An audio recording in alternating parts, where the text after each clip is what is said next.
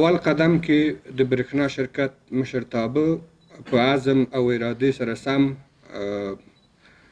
کوشش وکړل چې د برېښنا د غلا نه مخنیوی وکړي او د ضایعاتو په ټیټولو کې زیار وباسي. دوم موارد باید ذکر شي چې د ګاونډیو ممالکو د قراردادونو د امضا مسله وه. زموږ ټولو ممالکو سره خپل قراردادونه نوي کړل او هغوی سره مو امضا کړل.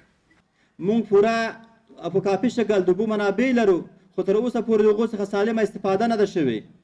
که استفاده ترې وشي انشاءالله تعالی او همدارنګه دغسې متحد کسان ووسیږي په ریاست کې، نو انشاءالله تعالی دا په ډاډ سره ویلی شو چې افغانستان د برېښنا له طرفه خودکفا شي.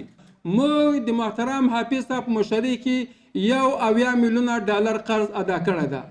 داخلي هغه شبکې او هغه لویو پروژې چې کار کوي د هغوی 8.2 میلیونه مصرفو د هغوی خرچه پرې کړې ده.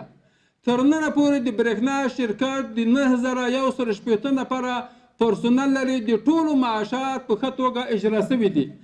دا د دوی له عمده کړنو څخه ده. موږ یې ستاینه کوو، موږ یې د تاریخ په زرینو پاڼو کې په زرین رنګ باندې په ډېره مینه او درنښت باندې اسلامي امارت لیکي. بسم الله الرحمن الرحیم. د برېښنا شرکت د عمومي رئیس د ټاکنې په هکله د اعلی قدر امیر المؤمنین حفظه الله حکم.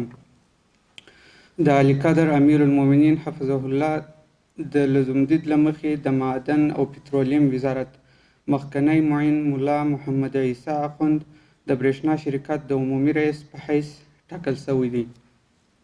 د الله تعالی څخه ورته ورسپارل شوي دندې په ترسره کولو کې د توفیق غوښتنه کوو. والسلام. د اسلامي امارت د مشرتابه مقام.